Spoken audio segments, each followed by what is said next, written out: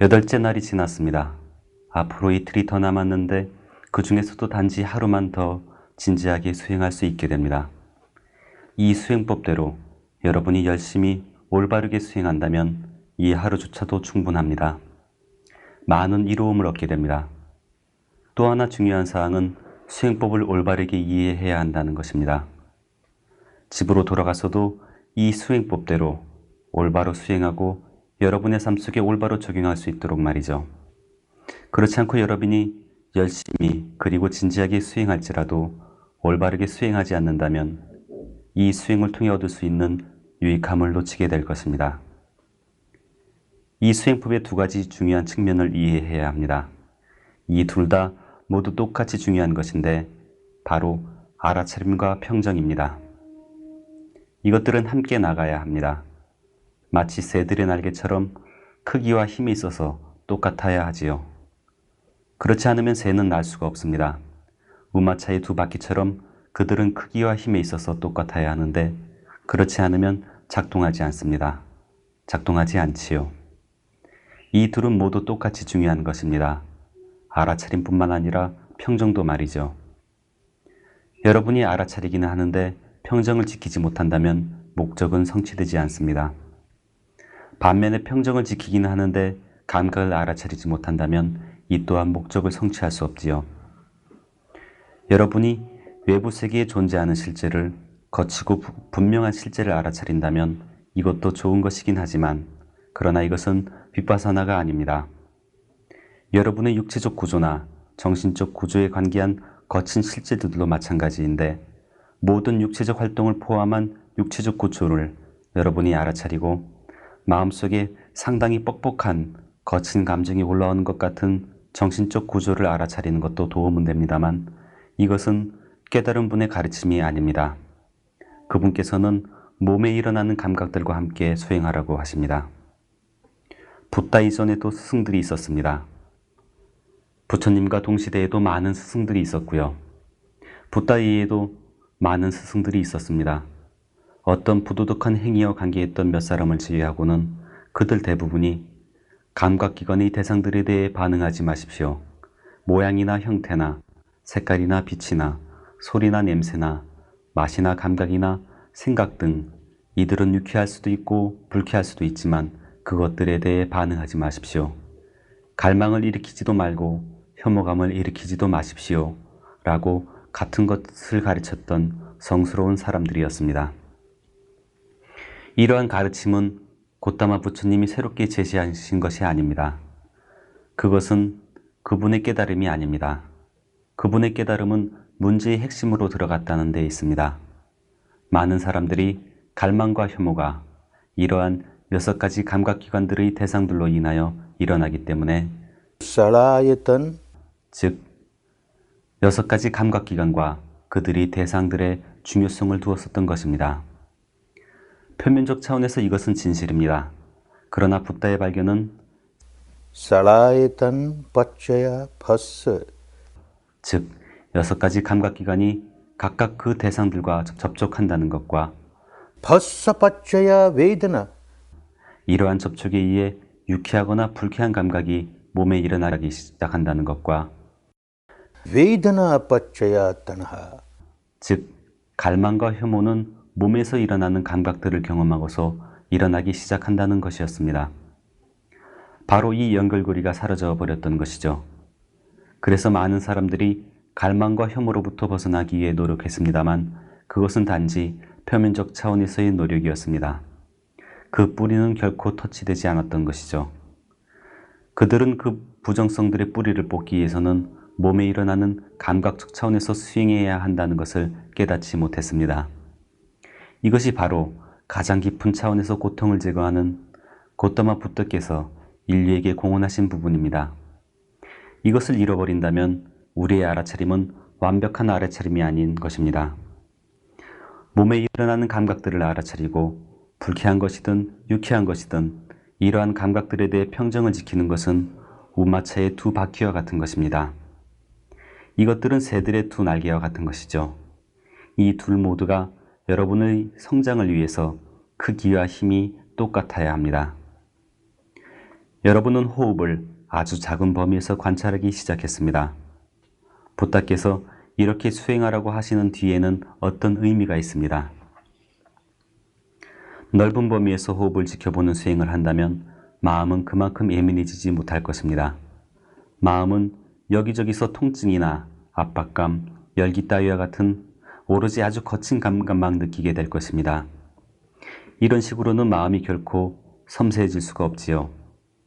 알아차림의 범위가 좁으면 좁을수록 마음은 더욱더 섬세해지게 되어 있고 더욱더 예민해지게 되어 있는 것입니다.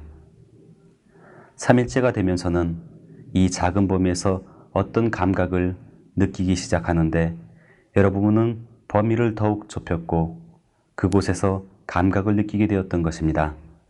그리고는 어디서든지 감각을 느끼기 수월하게 된 것이죠. 이것은 해탈의 길에 있어서 매우 중요한 정점입니다. 거칠든 섬세하든 감각을 모든 곳에서 느끼게 되는 이 단계에 이르러야 하지요. 인체의 어떤 부분도 아무런 감각 없이 막막하거나 막연하게 남아있어서는 안 됩니다. 감각은 항상 어디에나 일어나는데 여러분의 마음은 그것들을 느낄 수 있도록 충분히 섬세해져야 하는 것입니다. 이것이 아주 중요한 정점입니다. 그러나 여러분은 그러한 상태를 강제할 수는 없습니다. 이것은 자연적으로 일어나는 것입니다. 여러분이 해야 할 일은 계속적으로 의식을 이동하면서 감각이 없는 곳에서는 약 1분간 머물러 보고 다시 계속적으로 의식을 이동해 가는 것입니다. 인내심을 가지고 대단히 참을성 있게 계속해 나가다 보면 여러분은 마음에서부터 섬세해지는 것을 발견하게 되는데 마음으로부터 섬세해져서 어디서건 감각을 느끼기 시작합니다. 두 번째 중요한 정점은 이것도 매우 중요한 정점인데 정신과 물질의 전체 구조가 융해되는 것입니다. 단순한 파동과 파장으로 전환되는 것이죠. 부다께서는 이것을 방가라고 불렀습니다. 방가는 용해, 완전한 용해를 뜻합니다. 여기서도 여러분이 이것을 강제할 수는 없습니다. 그냥 자연적으로 발생하도록 내버려 두십시오. 여러분은 계속해서 관찰하면 여러분의 마음은 더욱 섬세해지고 날카로워지며 자연적으로 더욱 섬세해지게 됩니다. 자연의 법칙은 이러한 것입니다. 견고하고 강렬한 거친 감각들이 쪼개지고 분해되고 나누어지기 시작하는 것이죠. 이러한 감각들이 용해되고 분해되고 해체되기 시작하는데 이것이 바로 방가입니다. 여러분은 몸 전체에 걸쳐서 아주 섬세한 진동의 자연스러운 흐름을 느끼기 시작하는 겁니다. 이것은 매우 중요한 정점입니다만 부다께서는 이것이 매우 위험한 경험이라고 말씀하십니다. 모든 불쾌하거나 거칠거나 딱딱한 느낌들을 겪어오면서 갑자기 이렇게 매우 유쾌한 진동의 흐름을 겪는다는 의미에서 위험하다는 것이죠. 마음의 오래된 습관적 경향 때문에 여러분은 그것에 대해 갈망을 일으키기 시작하고 그것에 대해 매달리기 시작합니다. 와, 대단히 훌륭해 라고 하면서 말입니다. 그래서 부다께서 이것이 바로 대단히 위험한 것이라고 말씀하셨습니다. 불쾌한 감각들에 대해서는 그것들이 곧 사라져버리고 미세한 감각들을 다른 사람들이 경험하기 시작한 것처럼 경험하게 되기를 기대하면서 평정을 지키기는 쉽습니다. 그러나 미세한 감각들이 일어났을 때 거기에 매우 쉽게 집착하게 됩니다. 그래서 이 단계야말로 부다께서 말씀하신 대로 매우 위험한 단계이지요. 이러한 유쾌한 감각들에 대해 어떠한 집착심도 일으키지 않도록 매우 주의해야 합니다. 그렇지 않으면 여러분의 성장은 멈추게 됩니다. 성장이 멈출 뿐만 아니라 퇴보가 시작되지요. 왜냐하면 새로운 갈망과 집착을 불러일으키기 시작했기 때문입니다. 아주 미세한 파동의 흐름인 유쾌한 감각이 지나가게 되는데 이것은 영원하지 않기 때문에 일어나서 사라지게 되는 것입니다. 그러고 나면 다시 아주 깊이 뿌리 박힌 어떤 상카라가 이런 과정을 거치지 않고는 표면으로 떠오르지 않을 어떤 상카라가 떠오르게 됩니다. 아주 미세한 파동의 자연스러운 흐름을 느끼기 시작했기 때문에 완전한 소멸의 단계에 도달했기 때문에 그때야만이 비로소 매우 깊이 뿌리 박힌 상카라가 표면으로 떠오르게 되는 것입니다. 이렇게 떠오르는 상카라들은 매우 거친 특성을 가진 것들일 수가 있는데 이때에도 여러분은 또다시 불쾌하거나 거친 감각들을 느끼기 시작하는 것입니다. 이렇게 되면 여러분들은 매우 의기소침할 수가 있습니다. 내가 지금 퇴보하고 있는 건가 봐. 그렇게 훌륭한 감각들을 느꼈었는데 이제 그것이 사라져버리고 이렇게 불쾌한 감각들이 다시 일어나는구나 라고 느끼기 시작하게 됩니다. 여러분은 단말을 올바르게 이해하지 못한 것입니다. 감각적인 게임을 해왔기 때문입니다. 사실 많은 사람들이 평생 동안 이렇게 하고 있는 것입니다. 유쾌하거나 불쾌한 소리나 장면이나 냄새나 맛이나 생각과 마찬가지로 몸에 일어나는 유쾌하거나 불쾌한 감각에 대해서도 여러분은 끊임없이 갈망과 혐오로 반응하고 있는 것입니다. 이것이 무엇과 다릅니까? 여러분은 단말을 이해하지 못한 것입니다. 여러 번 경고를 반복했음에도 불구하고 물론 많지는 않지만 부지런히 코스마다 참가하는 몇몇 수련생들을 보게 됩니다. 그들은 수행법을 이해하지 못한 것이죠. 그들은 단말을 이해하지 못했습니다. 그들은 유쾌한 감각들을 즐기고 불쾌한 감각들에 대해서는 혐오감을 느낍니다. 이러한 감각의 게임을 감각적 게임을 즐기고 있는 것이죠. 이것은 윗바사나가 아닙니다. 여러분들은 올바르게 수행하고 이 수행법의 혜택을 제대로 얻기 위해서 이 수행법의 핵심을 올바르게 이해하도록 매우 주의해야 합니다. 여러분은 그 뿌리의 단계까지 감각적 차원까지 내려가야 하고 어떤 감각이 일어나든지 감각적 차원에서 여러분은 평정을 지키셔야 합니다. 거칠든 미세하든 유쾌하든 불쾌하든 모든 감각은 일어나서 사라지고 일어나서 사라진다는 똑같은 특성을 가지고 있습니다. 이것이 바로 여러분이 경험해야 하는 것입니다. 굳거나 강렬하거나 거친 감각이 발생할 때 그 느낌은 분명합니다. 그러나 얼마 후 그것은 사라지게 되지요. 한동안 머무는 것 같이 보입니다만 그것은 일어나서 잠시 머물다가 사라져갑니다. 이렇게 매우 강렬하고 굳어있으며 거친 감각들이 용해되어서는 파동으로 변환할지라도 그 특성은 똑같이 일어나서 사라지고 일어나서 사라지는 것입니다. 이때는 대단히 빠른 속도로 일어나서 사라지고 일어나서 사라져가는 것이죠. 아주 빠른 속도와 빈도로 말입니다. 그러나 그 특성은 항상 똑같은 것입니다. 이러한 특성은 여러분의 마음속에 매우 분명해져야 합니다. 그래, 이것은 변화하고 변화하며 변화하고 있구나. 그러므로 갈망도 집착도 일으킬 필요가 없지라고 말이지요. 이것이 마음의 습관적 경영을 여러분이 바꾸는 방법입니다. 그렇지 않다면 저 깊은 내면에서는 상카라 다음에 상카라를 불러일으키는 증거의 과정이 계속됩니다. 매 순간 어떤 상카라를 불러일으키는 것이죠. 살아있는 감각은 항상 하는 것이기 때문에 어떤 감각이든 매 순간 존재하는 것입니다. 그리고 가장 깊은 차원에서의 마음은 끊임없이 이러한 감각들과 접촉하고 있는 것입니다. 여러분이 잠들어 있든 깨어 있든 마음은 육체적 감각과 24시간 내내 접촉하고 있는 것이죠. 일례로 여러분이 깊은 잠에 빠졌을 때 우리가 깊은 잠이라고 이야기합니다만 실제로는 이것은 깊은 잠에 빠져 있는 여러분의 의식일 뿐입니다. 이른바 무의식적인 마음이라고 하는 것은 육체적 감각을 항상 의식하고 있습니다. 가령 모기 한 마리가 여러분을 물어뜯는다면 이른바 무의식적 마음이라고 하는 것은 그 즉시 불쾌한 감각이라고 느끼게 됩니다. 모기를 쫓아내거나 죽이게 되지요. 그래도 불쾌한 감각이 남아있기 때문에 물린 곳을 긁어내거나 문지르게 됩니다. 이런 식으로 밤새도록 모기는 날아들어 물곤 하는데 여러분의 의식적인 마음은 이것을 알지 못하는 것입니다.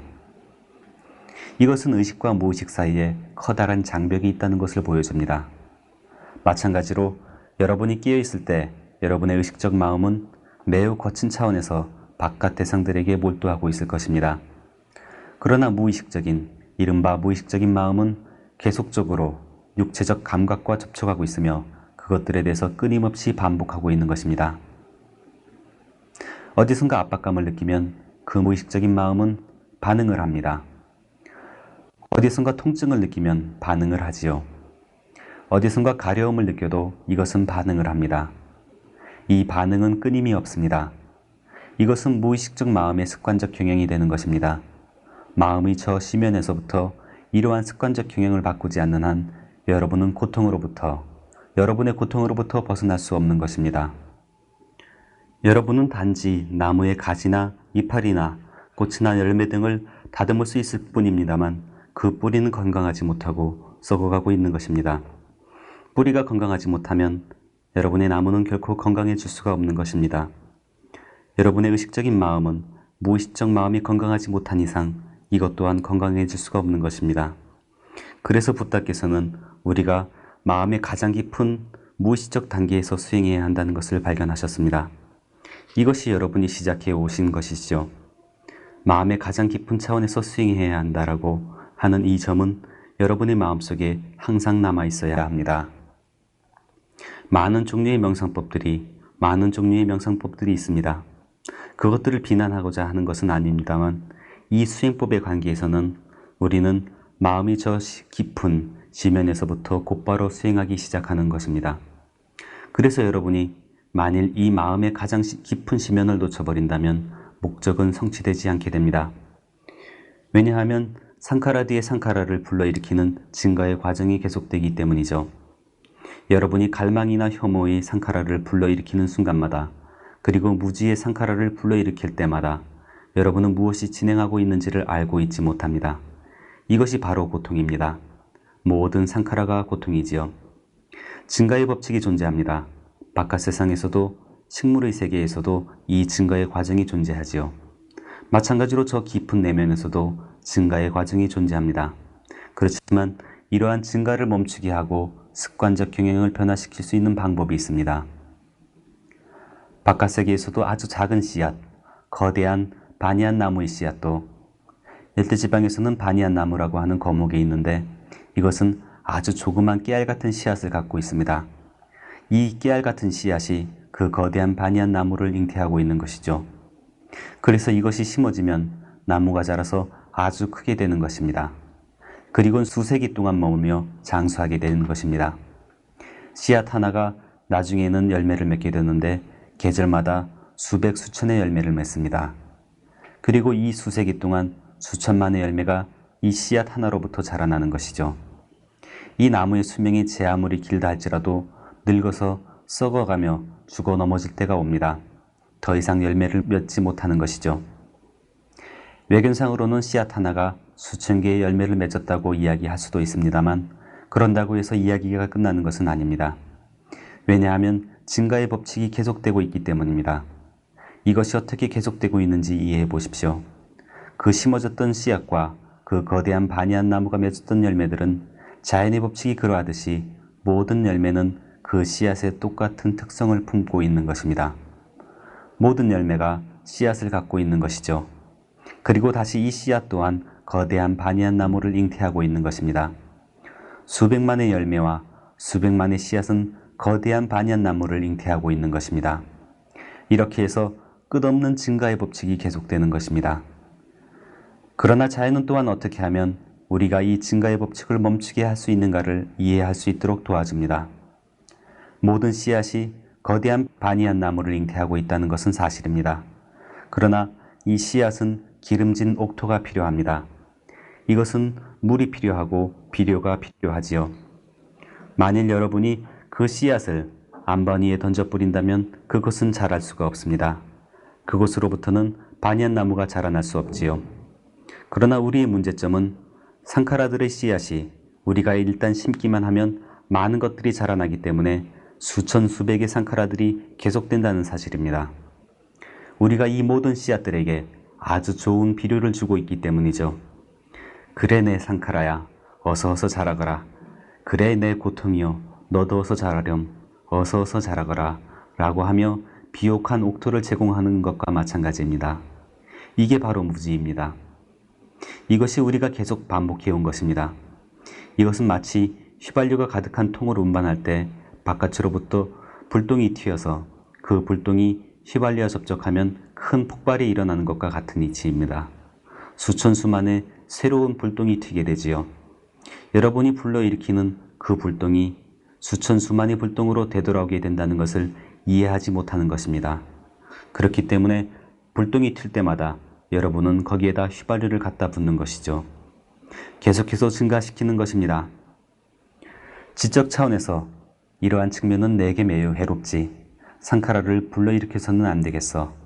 모든 상카라가 아주 해롭군. 모든 상카라가 내 고통을 증가시키는 것이야 라고 이해합니다. 그러나 이것은 지적 차원에서 이해일 뿐입니다. 여러분이 감각적 차원에서 올바르게 수행하지 않는 한 여러분은 고통으로부터 빠져나올 수가 없습니다.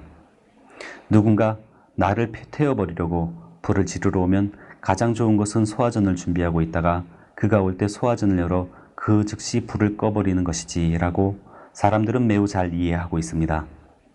지적 차원에서 그렇게 이해하고 있는 것이죠. 그러나 실제적 차원에서는 누군가 불을 지르면 휘발유통을 열고 같이 들이붓습니다. 불길이 치솟지요. 한 통 가득한 휘발유를 그에게 던져 붓는 것입니다. 너도 타고 나도 타고 너 죽고 나 죽자 식으로 말이죠.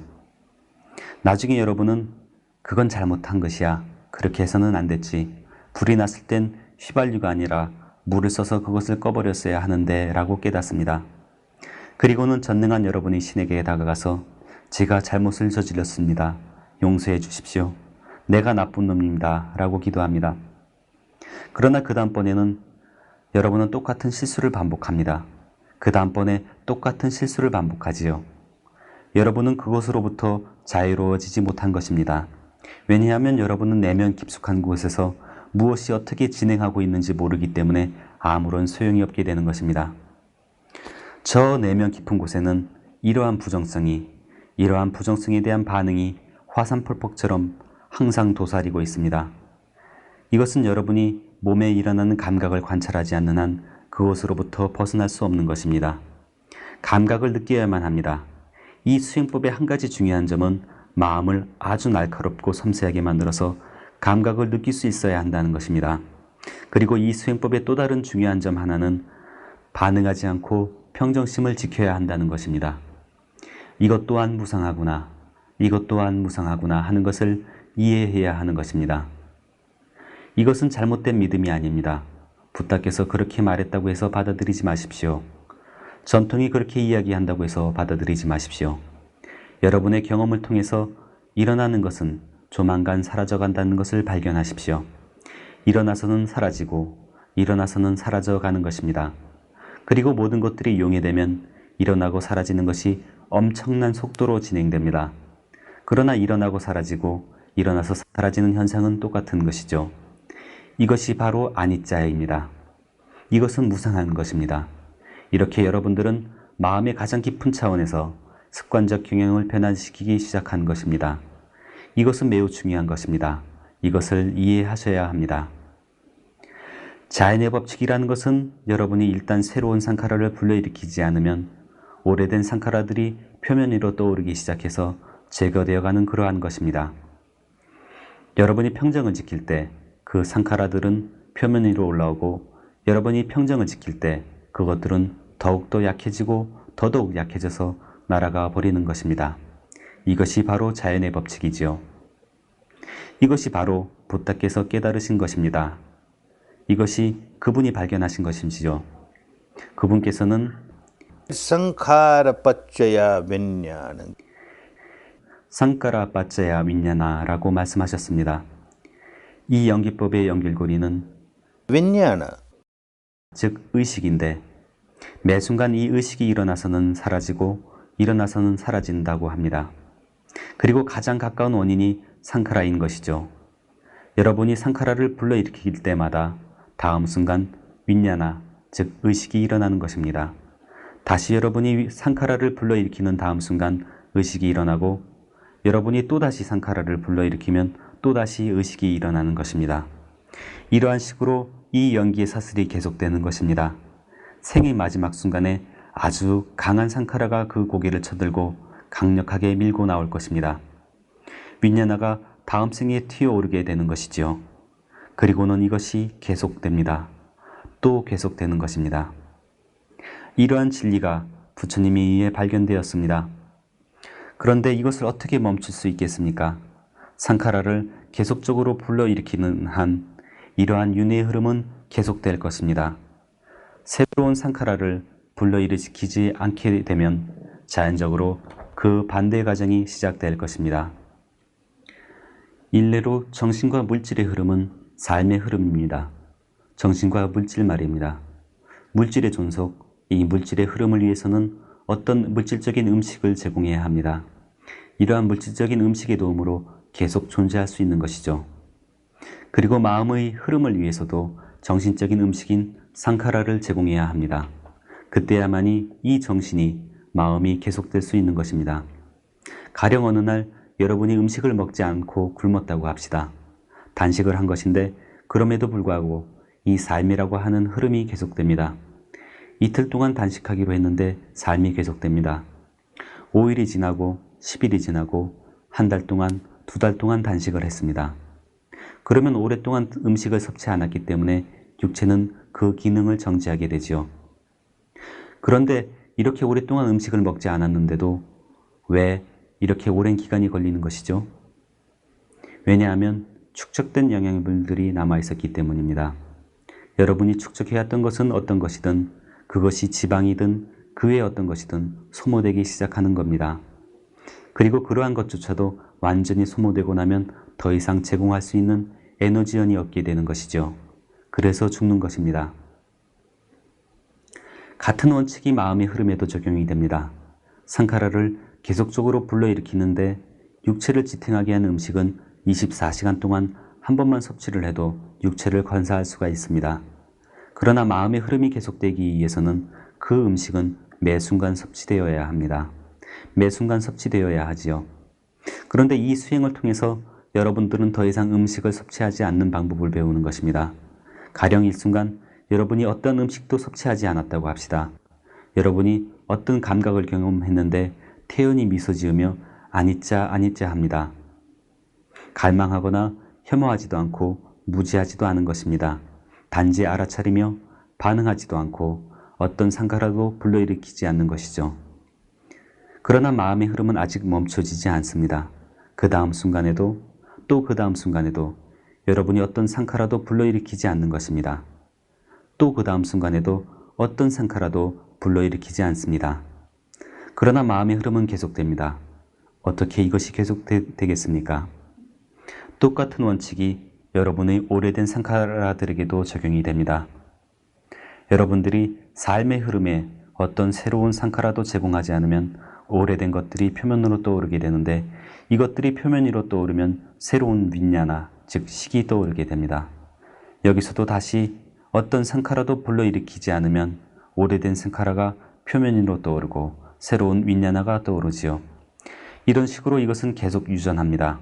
이렇게 해서 모든 상카라가 연소되면 여러분들은 그것들로부터 벗어나게 됩니다.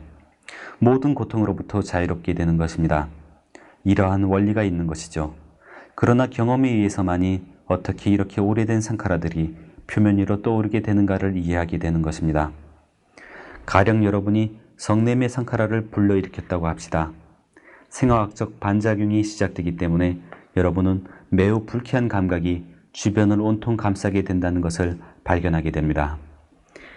이러한 불쾌한 감각 때문에 불러일으키기 시작한 생화학적 반작용 때문에 여러분은 더욱더 화를 내게 됩니다. 새로운 상카라를 불러일으키는 것이죠. 또다시 생화학적 반작용이 발생하고 불쾌한 감각이 일어납니다. 그리고 이러한 불쾌한 감각 때문에 또다시 화를 내는 것입니다. 이러한 악순환이 고통을 증가시키는 것입니다.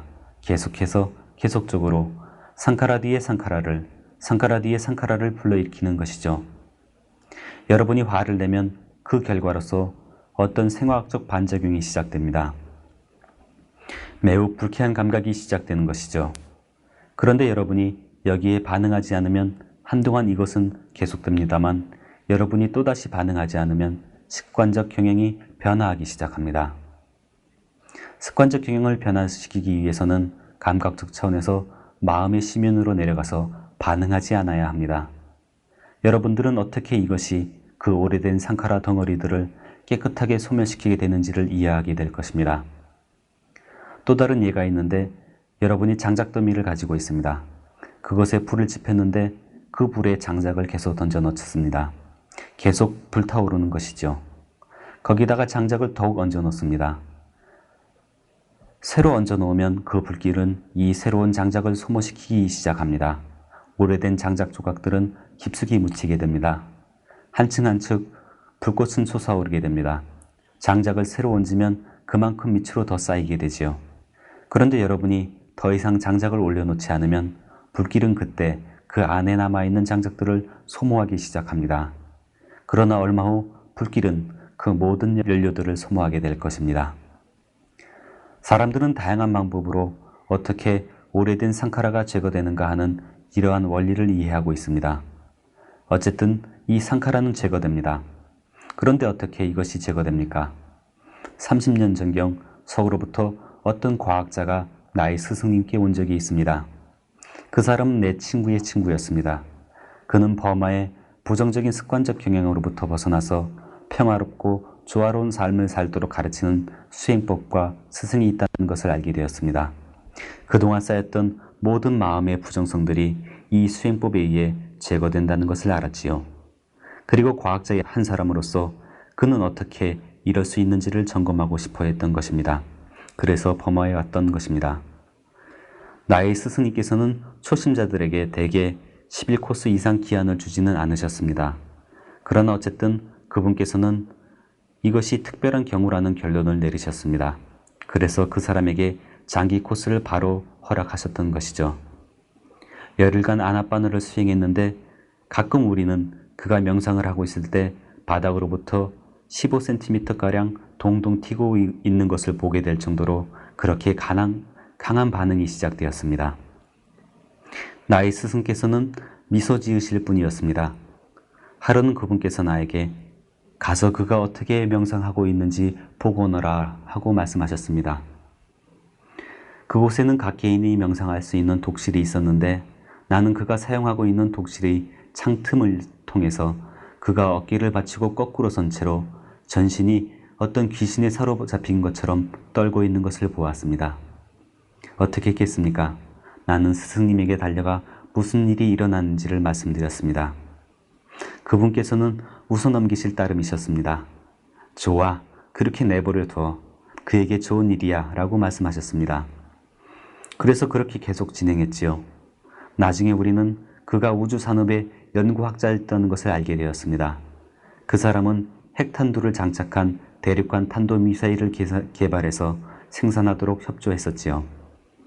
그런 사람이었으니 어떤 종류의 상카라가 일어났겠습니까? 수천만의 사람을 죽일 수 있는 지옥불을 만들어냈으니 어떤 종류의 상카라가 있겠습니까? 그러한 것들이 어떻게든 빠져나와야 했지요. 내 스승님께서는 그것들이 올라와야지 라고 말씀하시며 미소 지으셨습니다. 코스 마지막 날에 그 사람은 매우 경쾌하고 행복하게 느꼈습니다. 나의 스승께서는 좋습니다. 그런 모든 부정성들이 빠져나왔으니 지금 그렇게 가벼울 테지요 라고 말씀하셨습니다. 그 사람은 예, 저는 아주 가벼운 것 같습니다. 이것은 사실입니다. 저는 상당히 행복합니다. 이것은 사실이지요. 그러나 나의 부정성들이, 제 마음의 오염물들이 이런 감각들을 통해 빠져나왔다는 것이 이해가 되지 않습니다. 제가 이것을 어떻게 받아들여야 합니까? 라고 말했습니다. 나의 스승님께서는 웃으시며 좋아요. 그렇다면 받아들이지 마십시오. 라고 말씀하셨습니다. 부탁께서도 자주 그냥 받아들이지 마십시오. 내가 그렇게 이야기했다고 해서 그냥 받아들이지 마십시오. 전통이 그렇게 이야기한다고 해서 경전에 그렇게 쓰여 있다고 그냥 받아들이지 마시고 여러분 스스로 직접 실험해 보십시오. 여러분의 직접 경험을 통해서 이해할 수 있고 그래, 이것은 사실이야. 이것은 좋은 것이지 라고 발견하게 되면 그때에 받아들이십시오 라고 말씀하곤 하셨습니다. 그 사람은 고국으로 돌아갔습니다. 그리고 며칠이 지나서 한 장의 편지를 써보냈는데 이 명상법은 저에게 아주 훌륭한 결과를 주었습니다. 저는 정말로 성질이 급한 사람이었습니다. 잔뜩 긴장을 해가지고는 내 윗사람이나 내 밑에서 일하는 사람들과 항상 관계를 어렵게 지속했었지요. 그리고 심지어 저는 제 마누라하고조차 좋은 관계도 갖지 못했습니다. 그런데 지금 이 모든 것들이 변하고 있습니다. 그냥 제 앵무상이 아니라 제가 변하고 있고 아주 큰 변화가 저한테 일어나고 있는 것입니다. 저는 모든 것이 그렇게 좋게 느껴질 수가 없습니다. 모든 것이 좋지요. 그럼에도 불구하고 아직도 저는 이러한 감각들이 어떻게 저의 부정성들을 사라지게 했는가 하는 것을 이해할 수가 없습니다. 저는 과학자입니다. 제가 이것을 어떻게 이해해야 합니까? 라고 썼습니다. 몇 년 뒤 그 사람은 다시 오게 되었는데 빗바사나를 장기 코스에 참여해서 또 한 번 수행했습니다. 그리고 고향으로 돌아가서 아주 장문의 편지를 썼습니다. 그 사람은 우주선 등에 쓰이는 금속을 재련하는 전문가인 금속공학자였는데 우리는 원칙과 이론을 가지고 있습니다. 어떤 특정 금속이 재련되어져야 한다면 그 금속은 극도로 순수해져야 합니다. 심지어 밀입자 중 100만 분의 하나라도 다른 입자가 있어서는 안 됩니다. 그것은 100% 순수해야 합니다. 극도로 순수해야 하지요. 이렇게 극도의 순수성을 얻기 위해서는 그것을 녹인 뒤 100% 순수한 뜨겁게 달구어진 링을 우리가 재련하고자 하는 막대기 모양의 금속 위로 통과시킵니다. 이 링은 아주 순수한 것이기 때문에 어떤 종류의 자성을 띠게 됩니다. 그래서 이것은 그 막대로부터 모든 불순물들을 뽑아내기 시작하는 것이죠. 모든 밀입자들이 100만 분의 1조차도 불순할 수가 없습니다. 눈에 보이지는 않지만 그것들은 빠져나가게 됩니다.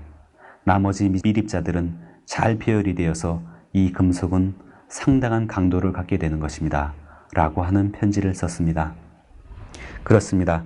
이것이 바로 부다께서 발견하신 것이었습니다. 머리끝에서 발끝으로, 발끝에서 머리끝으로 이동하는 이 순수 의식의 링을 말입니다. 만약에 이 링 자체가 순수하지가 않다면 수행법은 작동하지가 않습니다. 만약에 이 링 자체가 갈망과 혐오로 반응한다면 이것은 작동하기를 거부합니다. 이것은 순수하기 때문에 갈망과 혐오로 반응하지 않기 때문에 계속적으로 정화할 수 있는 것입니다. 이렇게 그 사람은 이해했던 것입니다. 많은 사람들이 그들 자신의 방법대로 이해합니다. 그러나 똑같은 사실 하나는 그것이 정화한다는 것이죠. 누군가 내게 와서 배터리는 좋은 예가 되는 원리가 있는데 우리가 충전을 계속하면 배터리는 충전이 됩니다.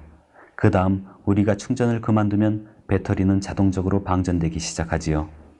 우리가 배터리를 방전시키기 위해 무엇을 하는 것이 아니라 단지 충전하지 않았을 뿐인데도 말이죠. 라고 말합니다. 그래요. 이것 또한 한 가지 원리입니다. 어떤 사람은 태엽 감는 인형을 보십시오. 태엽을 감아서 놓아두면 그 인형은 잠시 동안 춤을 추다가 태엽이 자동적으로 풀리면 멈추게 됩니다. 태엽을 풀려고 어떻게 하는 것이 아니라 단지 태엽을 감지 않을 뿐이죠. 라고 이야기합니다. 부다께서 보기를 들으셨는데 이것은 여러분이 밧줄을 갖고 장난할 때와 비슷한 것입니다. 밧줄 양쪽을 잡고 계속해서 비틀어 꽂다가 갑자기 풀어넣으면 풀풀풀 하고 풀리게 됩니다. 이것은 자연의 법칙입니다. 새로운 상카라를 더 이상 불러일으키지 않으면 오래된 상카라들이 제거되는 것입니다. 그런데 만일 여러분이 계속적으로 증가시키면 계속해서 상카라를 불러일으키면 정화의 과정은 시작될 수가 없습니다. 항상 증가의 과정이 계속될 뿐이죠. 그 말은 고통의 과정이 증가하고 있다는 것입니다. 상카라가 증가할 때마다 여러분의 고통이 증가하는 것이죠. 이해하기는 아주 쉽지만 아주 어려운 것입니다. 사람들은 망각하고 상카라에 상카라를 반복하고 고통 뒤에 고통을 반복하고 있는 것입니다. 이것이 바로 사람들이 이해해야 하는 것인데 감각을 알아차리고 이 감각에 반응하지 말아야 한다는 것입니다. 감각을 알아차리고 그것들에게 반응하지 않는다는 것은 아주 간단합니다. 이것이 바로 이 수행법입니다. 그러나 만일 여러분이 이것을 망각하고 무언가 다른 것을 하면 결과를 얻을 수 없을 것입니다. 여러분이 이것을 수행하면 그 결과를 얻을 수 있겠지요. 조금씩 여러분의 직접 경험이 이것을 말해줄 것입니다. 어떤 비누나 세제를 사용하는 가정주부의 경우 더러운 옷감이 있으면 이러한 비누를 사용해서 깨끗이 씻어냅니다. 그런데 때를 제거하는 이 비누 속에 어떤 화학적 성분들이 있는가를 조사하는 것은 어떻게 이 옷감이 깨끗해지는가를 발견하는 것은 가정주부의 일거리가 아닙니다. 이것은 과학자나 연구자들의 일거리이죠. 그런 건 그 사람들한테 맡기십시오. 그러나 일반인들은 상카라 뒤에 상카라를 반복해서 일으키는 습관적 경영 때문에 불행과 고통이 존재한다는 사실을 이해해야 합니다. 상카라를 더 이상 불러일으키지 않게 되면 고통으로부터 벗어나게 된다는 것을 발견하게 된다는 것 또한 말입니다. 습관적 경영이 변화하고 있다는 것도 말이죠. 화내는 것에 상당히 중독되어 있는 사람들은 그들이 화내는 것으로부터 벗어나고 있다는 것을 발견하게 됩니다. 격정적인 사람은 그것으로부터 벗어나게 됩니다. 어떠한 부정성에 중독되어 있다고 할지라도 그것들로부터 벗어나기 시작하는 것이죠. 여러분이 경험하다시피 결과가 있고 그 증거가 있습니다. 그리고 오직 여러분이 그 진리가, 그 결과가 여러분에게 좋다는 것을 경험하기 시작할 때 그것을 받아들이는 것입니다. 이것이 부다께서 평생 동안 가르치셨던 것입니다. 평정을 지키라고 가르치셨지요. 여러분 내면의 고요함은 외부의 고요함으로 표현되어야 합니다. 일상생활 속에서도 이러한 고요함이 일어나야 합니다. 그러면 인생의 변화가 시작될 것입니다. 이 가르침은 단지 스님들만을 위한 것이 아닙니다. 이것은 제가자들에게도 똑같이 중요한 것입니다. 수많은 제가자들이 부다를 찾아왔는데 어떤 그룹이 그분께 다가와 부처님, 저희는 비구니가 되려고 준비하지는 않았습니다. 제가자로서의 삶을 살려고 합니다. 그런데도 이 수행법이 우리에게 도움이 되겠습니까? 저희도 똑같이 해탈할 수 있습니까? 라고 여쭈었습니다. 물론 그렇고 말고 이 수행법은 모두를 위한 것이지. 스님이 되면 생활 속에서 더 이상 책임을 질 필요가 없게 됩니다. 오로지 수행에 전념할 수 있고 결과가 더 빨리 나타나겠지요. 그러나 제가자로서는 가지각색의 책임을 짊어져야 하는데 이러한 책임을 지고선 그만큼 시간을 낼 수가 없습니다. 그래서 약간 더디게 될 것입니다만 그러나 제가자에게도 이것은 똑같이 적용이 됩니다. 부다께서는 어떻게 이 수행법이 제가자들에게도 도움이 되는지를 설명하는 법문을 하셨습니다. 제가자는 그의 모든 책임을 감당해야 하는데 이러한 책임들로부터 도망가서는 안 됩니다. 가족에 대한 책임, 사회에 대한 책임, 친척들에 대한 책임 등 이 모든 것들을 여러분들은 잘 수행해야 합니다. 그와 동시에 여러분은 수행을 계속해야 하는 것이죠. 부다께서는 제가자들에게 32가지 복락을 어떻게 이러한 32가지 담마의 복락을 얻을 수 있는지를 설명하셨습니다. 각각의 복락은 앞의 것보다 더욱 나은 것인데 이러한 식으로 부다께서는 마지막 최상의 복락까지 설명하셨습니다. 이렇게 말씀하셨던 것이죠. 부터살로크담메 제땅여산kamпати 아쇼강 위르정케망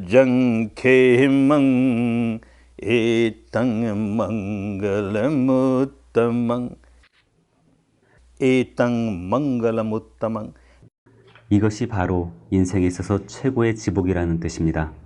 그런데 이것이 어떤 것입니까? 부터살로크담메히 여러분이 삶의 변화무쌍함에 직면했을 때 모두가 흥망성쇠 같은 삶의 변화무쌍함에 직면해야 하는데 그때 제땅여산kamпати 즉 여러분의 마음은 흔들리지 않고 확고히 안정되어야 합니다. 아속감은 여러분은 마음속에 갈망이나 불쾌감을 일으키지 않는 것입니다. 위라잠은 여러분의 마음속에 어떠한 부정성도 불러일으키지 않는 것이죠. 계망 이것은 마음속에 불안한 느낌을 불러일으키지 않는 것입니다. 항상 안전하다고 느끼고 담마의 길에 서 있다고 느끼면 아무것도 잘못될 것이 없습니다. 이것이 최상의 복락입니다. 모든 인생의 변화무쌍함에 대해 평정을 지키게 되는 것이죠. 특히 불쾌한 일이 생활 속에 발생했을 때입니다. 삶이 감미로운 노래처럼 흐르고 있을 때 행복하기는 아주 쉽습니다. 그러나 사람이 가치로운 것은 모든 것들이 극도로 안 좋아질 때에도 웃을 수 있기 때문입니다. 사실 많은 것들이 너무나도 자주 우리 삶 속에서 극도로 나빠지곤 합니다. 모든 것들이 극도로 나빠지기도 하지요. 그러나 여러분은 미소 짓습니다. 배우처럼 웃는 것이 아니라 내면으로부터 웃는 것이죠. 매우 불쾌한 감각이 일어날지라도 이 감각을 바라보며 아니짜, 너도 또한 아니짜이구나. 너도 또한 아니짜야. 내가 얼마나 지속되는지 보겠어 라고 하며 미소 짓습니다. 이것이 바로 부다께서 가르치셨던 모든 상황에서 인생의 모든 변화무쌍함에 대처해서 평정을 지키라고 하는 자연의 법칙입니다. 그리고 여러분이 그것을 발견하셨으니 훌륭합니다. 부다께서는 그분께서 말씀하신 것을 스스로 수행하셨는데 심지어 깨달으신 분조차도 그분의 삶 속에서 변화무쌍함을 겪으셔야만 했습니다. 흥망성쇠는 일어나기 마련이죠. 부다께서는 단말을 동료였던 그분의 친구 5명에게 가르치기 시작했는데 이것은 50명에게 퍼지고 500명에게 퍼지고 5,000명에게 퍼졌습니다. 이런 식으로 단마가 퍼지기 시작했던 것이죠. 북인도의 전 인구 대부분이 그분이 살아계시는 동안 단마를 수행하기 시작했던 것입니다. 물론 그 사람들은 혜택을 보았지요. 그러나 어떤 사람들은 부다께 상당히 저항을 했었는데 그분께서 무엇을 가르치는지를 이해하지 못했기 때문이기도 하고 그 사람들이 이 작자가 우리 종교, 우리 전통에 거슬리는 것을 가르치고 있구나. 그의 가르침 때문에 우리 종교가 끝장이 나겠어 라고 생각했을 수도 있으며 그들의 생기가 문제가 되었기 때문이기도 할 것입니다. 그들은 만약 사람들이 그의 가르침을 따르게 되면 더 이상 의식이나 제사나 예배는 하지 않게 될 것이고 누군가나 그가 자기 자신을 살피고 마음을 정화해서 행복한 삶을 사십시오 라고 이야기하는데 이러한 의식과 질서들이 어떻게 도움이 되겠는가 라고 생각하는 사제들이 있었습니다. 예배나 제사를 가르치지 않는다면 그들은 그들의 생계를 잃게 되는 것이겠지요. 그래서 그렇게 반대가 거세였던 것입니다. 어떻게 그들이 부다의 가르침을 막을 수 있었겠습니까? 방법이 한 가지 있었는데 그 당시에는 대규모의 공개 토론이 성행하곤 했는데 폭력이 만연했었지요. 사람들은 그들의 많은 추종자와 함께 와서는 소리치고 조롱하곤 했습니다. 더 이상 실제적인 논쟁은 벌어지지 않았고 그것은 난폭한 싸움의 형태를 띠게 되었죠. 그럼에도 불구하고 그것은 아직도 인기가 있었으며 만일 누군가가 논쟁에서 지게 되면 사람들은 그의 가르침을 받아들이려 하지 않았습니다. 그래서 그들이 부다와 논쟁하기 위해 싸우기 위해 찾아왔습니다. 그러나 그들이 그분의 아슈람 입구에 도착했을 때 그들은 이 작자는 매우 현명한 사람인데 어떻게 우리가 그를 이길 수 있을까? 폭력을 사용하는 것도 그가 너무나도 고요하게 답변할 것이기 때문에 쉽지가 않을 거야. 그러니 토론할 요점들을 열거해 봐야겠어. 어떻게 논쟁할 것인지.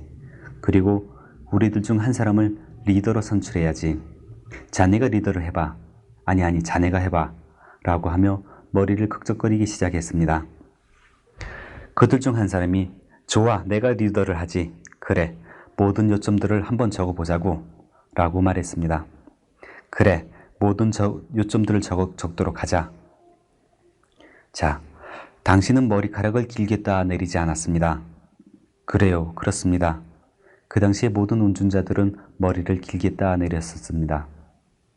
당신은 턱수염이나 콧수염을 길게 기르지 않았군요. 그래요, 그렇습니다. 턱수염이나 콧수염은 기르지 않았지요. 당신은 염지를 목에 걸지도 않았고요. 그래요, 그렇습니다.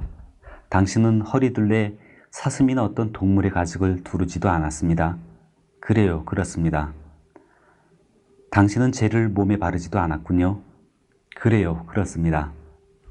그런데 갑자기 누군가 이 모든 질문들은 이미 누군가 제시했었는데 사람들이 이런 질문들을 물어볼 때마다 그 작자는 웃으면서 말하길 나는 이런 것들을 좋아하지 않습니다. 당신이 좋아한다면 그렇게 하도록 하십시오. 나는 이런 것들에 대해서 당신과 논쟁하고 싶지 않습니다. 당신이 좋아한다면 그렇게 하십시오 라고 말했습니다. 그런데 어떻게 그가 하지 않는 것에 대해서 논쟁할 수가 있습니까? 그의 가르침이나 행위 중에 무언가 잘못된 것을 찾아보도록 합시다. 라고 이야기했습니다. 좋습니다. 이 종이를 찢어버리고 새로 한번 적어봅시다. 그가 무엇을 가르칩니까? 무엇을 실천하고요?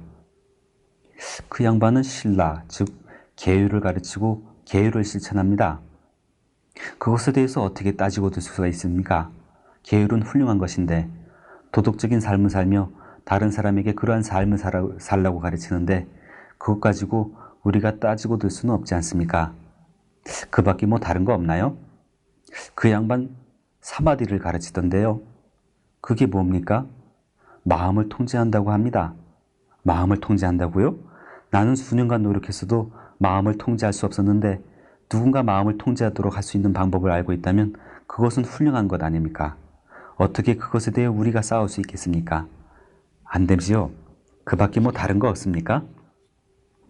그는 빤냐를 가르칩니다. 빤냐가 뭔데요?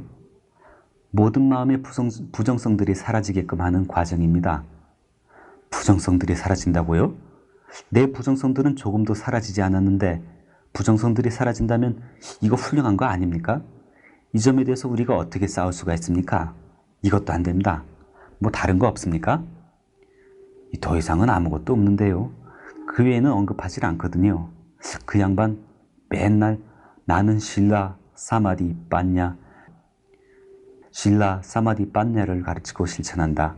그 밖에 여러분들이 믿음이나 교리나 철학 등 이 모든 것들은 내 관심 바깥이다. 나는 그것들에 대해선 무엇라 할 말이 없다. 이 문제들에 대해서는 당신들 좋을 대로 하도록 하라. 그러나 이 세 가지가 중요하니 이것들이 담마의 핵심이니라 라고 이야기하거든요. 그들은 논쟁할 수 없었기 때문에 되돌아갔습니다. 그러나 어쨌든 그분의 가르침을 막기 위해서 무언가 하지 않으면 안 되었지요. 그런데 한 가지 방법은 그분의 스캔들을 발견하는 것이었습니다. 만약 아무런 스캔들도 없다면 스캔들을 만들어내야 했습니다. 그런데 그분이 수행자였으니 어떻게 스캔들이 있었겠습니까? 스캔들에는 돈 아니면 여자, 이 두 문제뿐인데 돈이요? 그 양반 집을 떠나서 왕자로서의 모든 사치를 버리고 아무것도 지니고 있지 않으니 어떻게 돈에 대해서 스캔들을 만들 수 있습니까? 그러나 여자 문제라면 그렇죠. 말이 좀 될 수가 있습니다. 왜냐하면 남녀 모두가 그분에게 단말을 배우러 오기 때문입니다. 그래서 그들은 아주 젊고 아름다운 소녀를 훈련시켰습니다. 매일 밤 그녀는 부처님의 아슈람에 와서 화장을 짓게 하고는 나무 밑에서 자는 등의 일을 했지요. 그리고는 그 다음날 머리를 풀어 헤친 채 바깥으로 걸어나가며 오, 수행자 곧다마 아주 훌륭한 밤을 보냈지. 아주 훌륭한 밤을 보냈어 라고 이야기했습니다. 사람들은 이 소리를 듣고는 무슨 일이 일어났는가? 도대체 무슨 얘기를 하는 것이지? 라고 수군거렸습니다. 이틀이 지나고 사흘이 지나고 열흘이 지나서 그녀는 발길을 멈추었습니다. 대략 8개월이 지나서 큰 집회가 열렸는데 부처님께서는 단말을 가르치고 계셨습니다. 그분의 수많은 제자들이 참석했었고 그 나라 왕인 파세나디 왕도 참석했으며 총사령관과 수상도 참석했습니다. 아나타 빈디카도 있었고 마더 비사카도 있었습니다. 아주 많은 사람들이 있었던 것이죠. 이때 이 여자가 나타났습니다. 그는 나무 조각을 복부의 끈으로 둘러매고 임산복을 차려입고 있었습니다. 그녀는 소리치며 야, 이 민대머리야, 태어날 당신 아기에 대해서 아무것도 해줄 게 없다면 여기 이 부유한 사람들, 당신의 제자들에게 부탁을 좀 해야 될 거 아니에요. 무언가 해야 될 것 아니에요. 라고 하며 모욕했습니다. 모든 사람이 저 여자가 지금 뭐라고 짓거리고 있지? 부처님에 대해서 왜 저따위 말로 짓거리고 있는 거야? 라고 하며 어찌할 바를 몰랐습니다. 부타께서는 단지 사랑과 자비로 오 나의 딸아, 너는 내가 지금 하는 말의 진실을 알고 있겠지? 나는 내가 이야기하고 있는 것의 진실을 알고 있단다 하고 말씀하셨습니다. 오로지 사랑과 자비만이 있을 뿐이었습니다. 만약 그분이 원하셨다면 그분의 훌륭한 신봉자인 그 나라의 통치자에게 저 여자가 지금 거짓말을 하고 있으니 머리를 자르십시오 라고 아주 쉽게 요청할 수 있었을 것입니다. 그녀의 머리를 자를 수 있었던 것이죠. 그러나 그렇게 했다면 붓다는 붓다가 아니었을 겁니다. 단지 자비와 연민이 가득했었던 것이죠.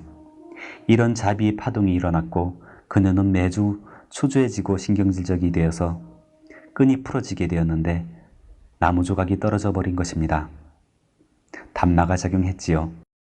कत्वान् कठमुदरङ्गैव गभिनीय चिञ्चायदूतवचनं जनकाय मध्ये सन्तेन सोमविधिना जित्वा मुनिन्दो. 붓다께서는 논쟁에 의해서가 아니라 마음의 고요함으로 인해 그분 마음의 조화로움과 평화로 인해 압도하실 수 있었던 것입니다. 여러분은 결코 다퉈서 상대를 이길 수가 없습니다. 이것을 붓다께서는 삶 속에서 실천하셨던 것이죠. 이렇게 그분 생애에 많은 상황들이 닥쳤지만 그분께서는 마음을 아주 고요하게, 아주 평화롭게, 아주 순수하게, 아주 조화롭게 그분 자신을 위해서 다른 모든 사람들을 위해 지키셨습니다. 또 다른 사례가 있는데 늙은 브라만 한 사람이 이 부처라는 작자가 우리 종교에 완전히 거스르는 것을 가르치고 있군. 내 식구인 아들 녀석하고 며느리가 우리 모든 의식과 예배를 그만두고 한쪽 구석에 앉아 호흡을 바라보고 감각을 지켜보고 있어. 이게 도대체 무슨 짓거리람. 저 작자가 우리 종교를 완전히 망가뜨릴 것이야. 내가 쫓아가서 머리통을 박살내야지. 이것이야말로 그가 가르침을 펴지 못하도록 막을 수 있는 유일한 방법이야 라고 생각하며 대단히 화가 나 있었습니다. 그래서 그가 붓다께 매우 화를 내며 다가갔습니다. 가까이 다가오면서도 끊임없이 화를 내어 붓다를 욕하고 경멸했습니다. 붓다께서는 노인장, 대단히 화가 나신 것 같구려. 자, 이리 와 앉으시오. 당신의 문제를 들어봅시다 라고 말했습니다. 노인장은 제작자는 매우 현명한 사람이니 나는 그와 토론을 시작하지 않겠다. 내가 그와 이야기하는 순간 내가 화내고 있는 것이 사라질지도 몰라. 화가 사라지고 나면 어떻게 내가 머리통을 깨부술 수 있겠는가? 계속 화를 내고 있어야지. 라고 결심을 했습니다. 그리고 그가 욕하고 모욕하며 더욱 가까이 다가왔지요. 붓다께서는 노인장, 한 가지 질문에 답변 한번 해보시오. 댁에 손님들이 좀 옵니까? 그렇소. 그렇고 말고요. 수많은 방문객들이 내 집을 찾습니다. 도대체 그게 무슨 상관이요? 그렇다면 한번 말해보시오. 어떤 방문객들은 당신에게 선물을 들고 오기도 하겠습니다. 그렇소. 어떤 사람들은 선물을 가지고 옵니다. 그게 당신하고 무슨 상관이요? 가령 어떤 방문객이 선생에게 선물을 주려고 하는데 당신이 받고 싶지 않다면 그때는 어떻게 됩니까? 무슨 일이 일어나기는요? 그 선물은 가져온 사람한테 되돌아가지요. 나는 지금 같은 이야기를 당신한테 하고 싶은 거예요, 노인장. 당신은 여기에 방문객처럼 왔습니다. 당신은 이 모든 경멸과 비난을 가지고 온 것이지요. 나는 그것들을 받아들이지 않았으니 그것은 당신에게 되돌아갑니다. 그것들은 당신의 것이지 내 것이 아닙니다. 그 늙은이는 아주 현명한 사람이었습니다. 단지 그로 하여금 진리를 이해하지 못하게 하는 아주 얇은 무지라는 베일이, 아주 얇은 커튼이 그를 가리고 있었던 것입니다. 이 커튼이 거두어졌고 어떻게 한평생을 이런 선물을 들고 온단 말인가. 한 가지 비난하는 선물을 하면 그 보답으로 10가지 선물을 하고 저들이 10가지 선물을 가지고 오면 우리는 100가지 선물을 돌려보냈지. 이러한 선물의 교환은 바로 너 죽고 나 죽자는 시간인가 라고 그는 이해하기 시작했습니다. 곧다마 부처님, 당신은 어디서 이런 선물을 받지 않는 방법을 배우셨습니까? 이리 앉으시오, 노인장. 앉아서 눈을 감고 호흡을 지켜보고 감각을 지켜보고, 자, 당신을 관찰해야 합니다. 자신을 관찰하지 않는 한 당신은 이 문제로부터 빠져올 수 없게 됩니다. 이것은 누구나 가지고 있는 커다란 문제입니다. 이 사람 바르드와자는 계속 수행해서 완전한 깨달음을 성취한 아라한이 되었습니다. 그리고 그의 나머지 생애를 봉사하는 데 바치었지요. 이 수행법 전부는 여러분이 감각이 일어나는 마음의 저 깊은 곳에서 평정을 지키는 것을 배우지 않는 한 여러분은 올바른 결과를 기대할 수 없게 되는 그러한 것입니다. 여러분이 감각을 지켜보며 평정을 유지한 채 올바르게 수행한다면 그 결과는 돌아오게 되어 있습니다. 외부에서 일어나는 것은 어떤 것이든 몸 안에 어떤 감각을 불러일으키게 되어 있습니다. 불쾌한 것이든 유쾌한 것이든 외부에서 일어나는 것은 몸 안에 어떤 감각을 불러일으키게 되어 있지요. 만약에 여러분이 그러한 감각에 대해 평정을 지킬 수 있다면 여러분이 결정을 내리는 것은 어떠한 것이든 건강한 결정이며 여러분이 취하는 행위는 어떤 것이든 건강한 행위가 됩니다. 이것은 이 수행법이 여러분을 상당히 수동적으로 만든다는 뜻이 아닙니다. 이것은 여러분을 아주 활동적이게 합니다. 이것은 이제부터 나는 윗바사나 명상가이니 식물인간처럼 뜨거워서 나를 잘라 죽여도 상관하지 않겠습니다 라고 하는 그러한 것이 아닙니다. 결코 그러한 것이 아니지요. 여러분은 생명력으로 가득 차고 활동적인 삶으로 충만하게 됩니다. 반응하던 삶의 방식이 사라져버리는 것이죠. 반응은 항상 부정과 고통으로 가득하게 되어 있습니다. 이제 반응이 아닌 행위를 하니 이 행위는 여러분에게도 좋고 다른 사람에게도 좋은 긍정적인 것이 될 것입니다. 이러한 변화가 일어나겠지요. 많은 경우 아주 강한 언어적 또는 육체적 행위를 취해야만 하는데 내면 깊은 곳에서는 사랑과 자비로 충만할 것입니다. 강력한 행위가 필요한 것에서는 어디서든지 그렇게 해야 합니다. 일례로 어린이 한 명이 불이나 독사가 있는 곳으로 달려가고 있다면 이 아이에겐 이것이 가지고 놀 수 있는 장난감 같은 것이겠지만 여러분은 이것을 허용해서는 안 됩니다. 여러분의 모든 의지력을 사용해서 이 아이를 떼어놓아야 하는 것이죠. 아이는 울 것입니다. 좋아하지 않겠지요. 그러나 여러분은 이 아이를 멀리 떼어놓아야 합니다. 이 아이에게 화를 내지 않고 단지 자비와 선의를 가실 뿐이죠. 여러분은 이 아이를 돕고 싶어 합니다. 그러나 완력을 써야 하죠. 만약 어떤 힘센 공격자가 약한 사람을 괴롭히고 있다면 여러분은 나는 윗바사나 명상가이고 저런 일과는 상관이 없습니다. 저들은 저들 자신의 까르마에 대해 고통을 받고 있겠지요 라고 이야기하는 것이 아닙니다. 그렇지 않습니다. 담마는 이렇게 가르치지 않습니다. 여러분은 아주 강경한 행위를 취하셔야 합니다. 여러분은 공격자로 하여금 이러한 잘못된 행위를 하지 못하도록 해야 합니다. 여러분이 빗바사나 명상가가 아니라면 강경한 똑같은 행위를 그 공격자에게 취할 수 있겠지만 여러분은 그 약한 희생자에게는 상당한 자비심을 일으킬 것이며 그 공격자에게는 대단히 화를 낼 것입니다. 그런데 이제 이것이 달라졌습니다. 여러분은 약자에게도 자비심을 불러일으키지만 이 사람은 무지한 사람이구나. 그는 자기가 하고 있는 행위를 알지 못하고 있군. 여기 이 약한 사람을 해칠 뿐만 아니라 자기 자신을 해치고 있는 것을 말이야. 이 사람 부정성과 악의를 불러일으켜서 자기 자신을 해치고 있구만. 이것을 이해하지 못하고 있어. 부드럽게 타이르는 말을 이해하지 못하다니 참으로 무지한 사람이군. 거친 말을 사용해야 하겠어. 이것이야말로 저 사람이 이해할 수 있는 언어일 테니 라고 하며 공격자에게도 더욱 큰 자비심을 불러일으킵니다. 여러분은 이렇게 해서 매우 강경한 행위를 취해야만 하는데 그러나 사랑과 자비로 충만한 채로 말입니다. 이때 여러분은 먼저 자기 자신을 점검해야 합니다. 강경한 행위를 취해야 할 때마다 여러분은 자신을 먼저 점검해야 합니다.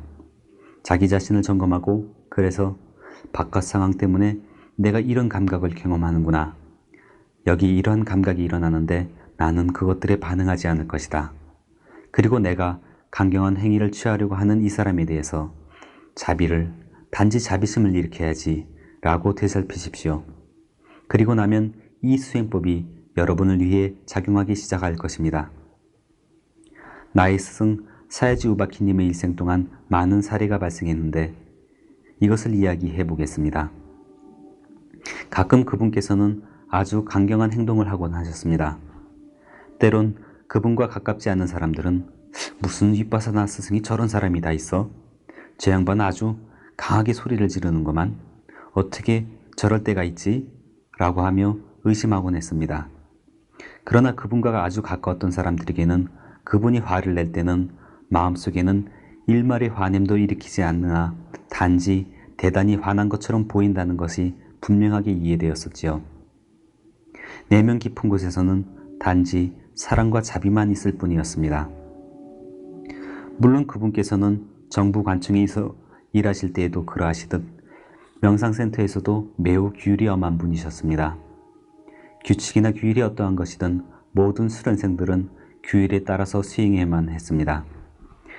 명상센터에 사람들이 오는 목적은 단마를 배우기 위해서, 단마에 있어서 더욱 발전하기 위해서입니다. 그런데 올바르게 수행하지 않는다면 아무런 소용이 없는 것입니다. 그렇기 때문에 그분께서는 때론 매우 엄격해지곤 하셨습니다. 개인 명상용 독실들이 있었는데 어떤 사람이 자꾸만 바깥으로 나와서 주의를 배회하기 시작했습니다. 나의 스승님께서 이보게, 지금 뭐하고 있나? 라고 물으셨습니다. 그러자 그 수련생은 네 선생님, 이러저러해서 저는 독실을 나와야만 했습니다. 그럼 다시 돌아가겠습니다. 라고 답변했지요. 다시 얼마 후 그는 빠져나왔고 무슨 일인가? 라는 질문에 또 다른 핑계를 대었습니다. 이 친구가 규율에 따라서 수행하고 있지 않은 것을 보았을 때 명상홀에 앉아 계시던 사회지께서는 고행가, 내 이 사람한테 거친 말을 좀 해야겠네. 내 잠시 갔다 오지 라고 말씀하셨습니다. 독실은 대략 대여섯 계단 바로 밑에 있었습니다. 그분은 계단을 내려가서 문을 두드린 뒤 고함을 치셨습니다. 그런데 이것은 위대한 윗바사나 스승의 고함이었습니다. 마치 천둥과 같았지요. 윗바사나 센터 전체가 뒤흔들리는 것 같았습니다. 그분은 고함을 치시고 대여섯 계단을 미소 지으며 고행가, 이 친구한테 내가 고함을 쳤어. 고함을 쳤다고? 라고 웃으시며 올라오셨습니다. 무슨 고함이 이런 고함이 있습니까? 단지 사랑과 자비로 충만한 것이죠. 그래서 살아가면서 많은 경우 우리는 단호한 결정을 내려야 할 때가 있는데 왜냐하면 사람들이 그 밖의 언어를 이해하지 못할 때가 있기 때문입니다.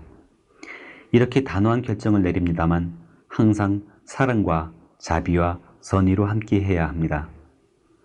그런데 악의가 그 흔적이라도 남아있다면 여러분은 자기 자신을 해치기 시작할 것입니다. 어떻게 남을 도울 수가 있겠습니까? 자기 스스로를 돌보지 못한다면 여러분은 다른 사람들을 도울 수가 없는 것입니다. 여러분은 여러분 자신을 제일 먼저 도와야 합니다. 약한 사람을 돕기 위해서 강해지십시오. 여러분이 절름발이라면 여러분은 다른 절름발이를 보조할 수가 없습니다. 여러분이 장님이라면 다른 장님에게 길을 가르쳐 보일 수가 없습니다. 먼저 여러분 자신을 아주 건강하게 지키십시오. 여러분 자신을 먼저 도우십시오. 그러면 여러분은 다른 사람을 돕게 되기 시작할 것입니다. 부처께서 말씀하시길 세상에 네 종류의 사람들을 보게 되는데 첫 번째 그룹은 어둠에서 어둠으로 향해 가는 어둠의 자식들이며 두 번째 그룹은 밝음에서 어둠으로 향해 가는 어둠의 자식들이며 세 번째는 어둠에서 밝음으로 나오는 사람들이고 네 번째는 밝음에서 밝음으로 나아가는 광명의 자식들이다 라고 말씀하셨습니다. 부처께서는 결코 신비주의에 대해서는 어떠한 법문도 하지 않으셨습니다. 싹하도 바가바타 담모. 그분의 가르침은 매우 분명한 것입니다.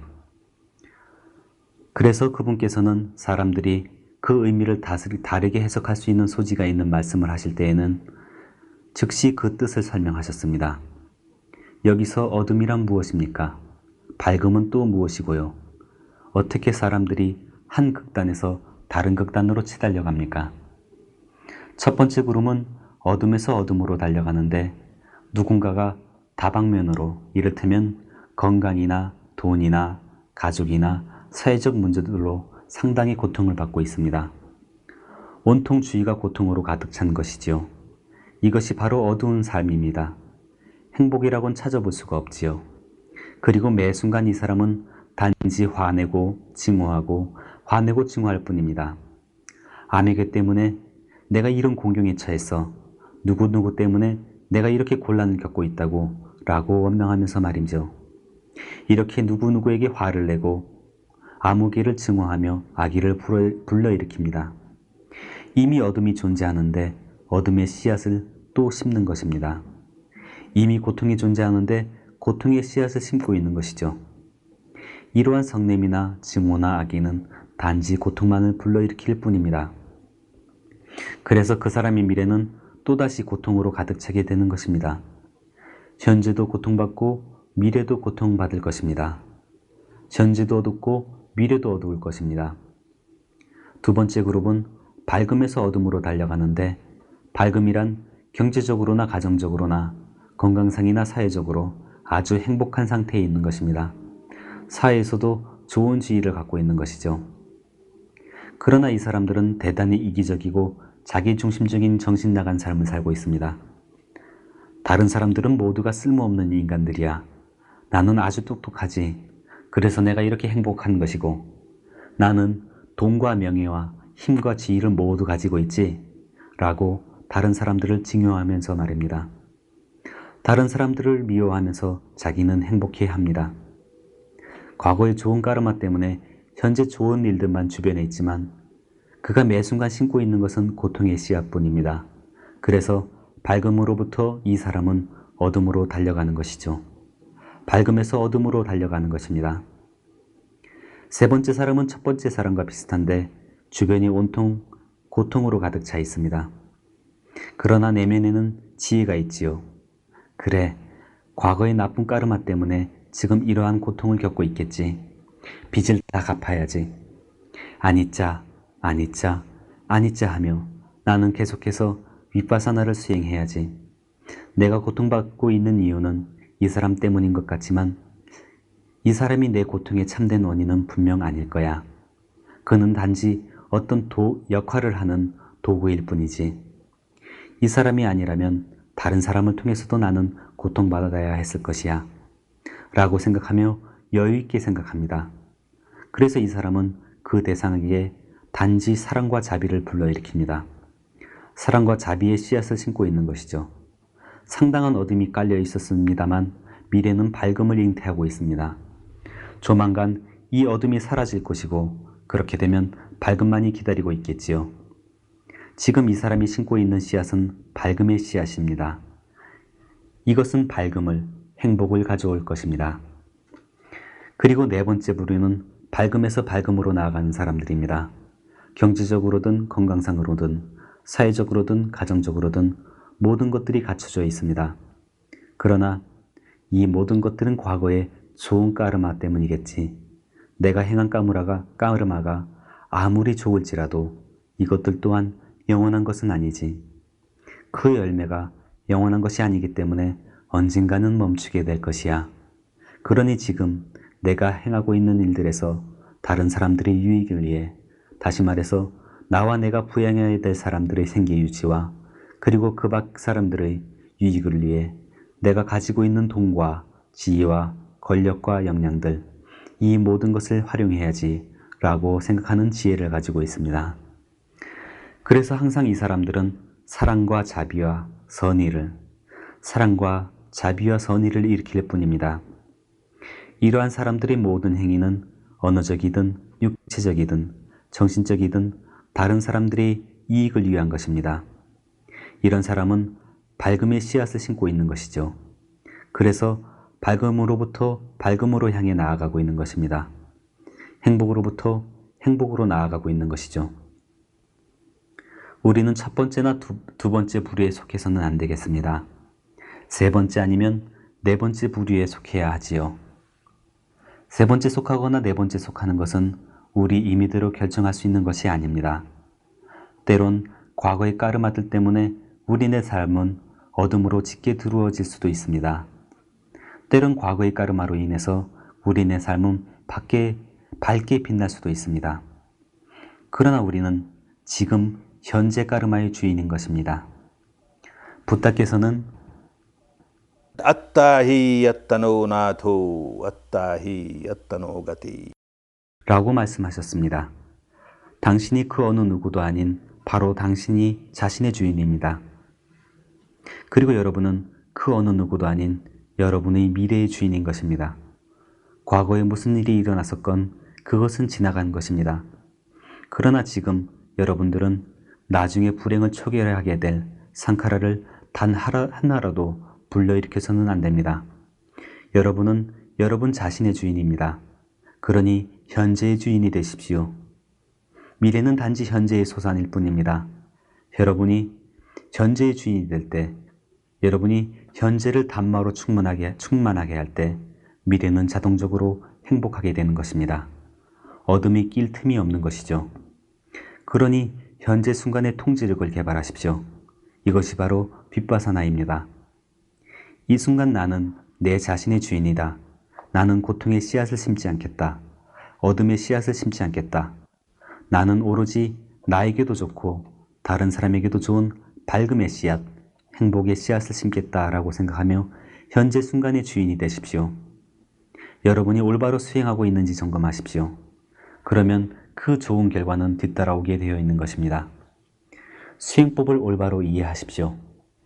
앞으로 진지하게 수행할 수 있는 남은 하루 동안 여러분이 할 수 있는 만큼 최대한 많은 오염물들을 뽑아내고 수행법을 완전히 터득하십시오. 여러분은 감각을 알아차리고 이러한 감각에 대해 평정을 유지해야 합니다. 감각을 알아차리고 감각에 대해 평정을 유지하십시오. 나머지는 담마에 맡겨두십시오. 결과는 좋게 되어 있습니다. 담마 속에 계속 성장하십시오. 계속 커가십시오. 담마는 훌륭하고 위대한 것입니다. 여러분 모두가 담마로부터 최상의 열매를 맺게 되기를 바랍니다. 여러분 모두가 참된 행복, 참된 평화, 참된 조화, 참된 조화를 누리시길 바랍니다.